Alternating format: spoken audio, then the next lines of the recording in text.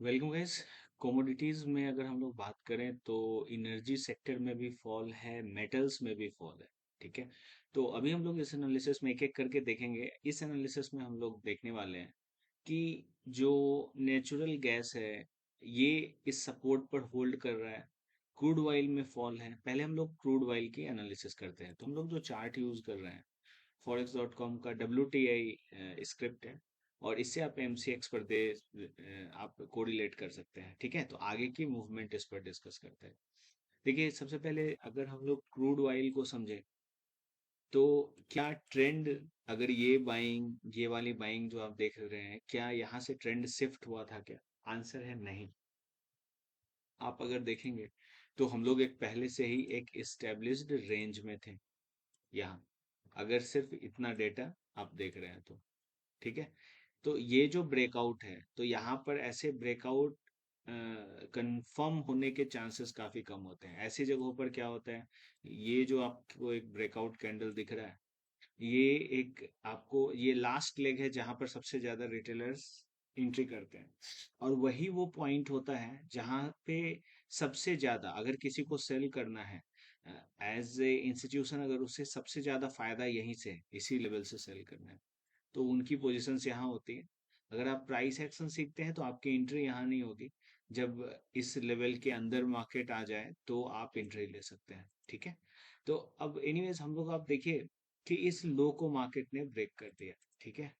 आप देखेंगे ये वाला लो, इसे भी मार्केट ने, यहाँ पर देखिए कि ये जो मूवमेंट चालू हुई थी, इसके बाद क्या हुआ कि ये पुल बैक हमें देखने को मिला। ये डेली कैंडल, तो ऑलमोस्ट पूरे मार्च मंथ में मूवमेंट हुई, लेकिन इस एरिया से एक शार्प फॉल, मतलब इस वाले एरिया से आप इसे 1 आवर पर देखेंगे तो क्लियरली दिखेगा कि इस एरिया से एक एक ये जो मूवमेंट है वो डाउन साइड की तरफ हो गई।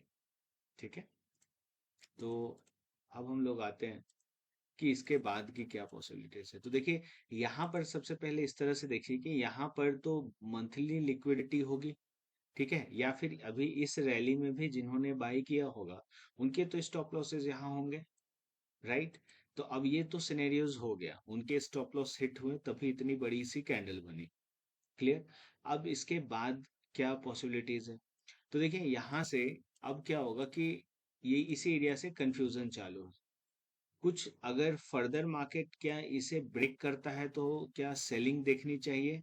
आंसर है नहीं, बिल्कुल नहीं। क्योंकि अगर आप यहाँ पर किसी और लेवल को चैलेंज नहीं हो रहा है, जैसे अगर यहाँ से सेलिंग आ रही है तो आप इसे टारगेट रख सकते हैं। ठीक है। लेकिन अगर इस लेवल से सेलिंग आ रही है तो आप किसे टारगेट करेंगे? ये सारे लोज तो ब्रीच हो गए। ठीक है। तो अब यहाँ से क्या है ना कि यहाँ पर एक काउंटर ट्रेंड हो सकता है, मतलब एक पॉसिबिलिटी वापस सपोर्ट पर जाने की। इस तरीके से मार्केट में मूवमेंट हो सकती है। तो हम लोग आते हैं थोड़े से स्मॉलर टाइम फ्रेम पर। हमें क्या दिख रहा है कि यहाँ पर पुल बैक दिख रहा है। ठीक है। तो पुल बैक में क्या होगा, फिर से यहाँ पर ये जो पुल बैक आया है, तो इस पुल बैक में फिर से इंक्रीज हुई होंगी लॉन्ग की, क्योंकि एज ए जो सपोर्ट पर काम करते हैं या फिर जो काउंटर ट्रेंड वाले ट्रेड्स हैं, वो ग्रीन कैंडल देख के मूवमेंट देंगे। तो नेक्स्ट ट्रेडिंग सेशन में क्या पॉसिबिलिटीज है उस पर हम लोग बात करते हैं। तो देखिए, ये जो एरिया है ना, लो इसका सपोर्ट होगा, ये जो लो है उसका सपोर्ट होगा। तो ये इस हैमर, अभी आप देखेंगे ये जो हैमर है, इसी ने इस मूव को चालू किया है। ठीक है। तो अब नेक्स्ट डे की पॉसिबिलिटीज देखिए। ये जो एरिया है, मतलब 6110, इस लेवल को देख सकते हैं। अगर मूवमेंट डाउन साइड फिर से आती है और इसे ब्रेक नहीं कर पाया, वापस आ गया, तो इस लेवल तक की मूवमेंट हो सकती है। इससे ट्रेंड शिफ्ट नहीं होगा, अभी फिर से मार्केट नीचे की तरफ। ठीक है। तो जो अप्रोच होनी चाहिए कि आपको तो डिस्टेंस कवर करना है, कि किस लेवल से आप एक पोजीशन लें तो कम से कम राइड कर सकें। ठीक है। तो वैसे ये काउंटर ट्रेंड्स काफी रिस्की होते हैं, लेकिन मूवमेंट किस तरह से हो सकती है, एक जनरल स्ट्रक्चर जो होगा, या अगर इस लेवल से और भी सेल ऑफ आया तो इस बायर को चैलेंज करेगा। और जैसे ही यहाँ पर अगर सस्टेनेंस नहीं है, बाइंग आई, तो यहाँ से फिर से यहाँ यहाँ स्टॉप लॉस लग जाएंगे, क्योंकि ये जो सेलिंग आई थी उनके स्टॉप लॉसेस यहाँ होंगे, और मार्केट ऊपर की तरफ चला जाएगा। ठीक है।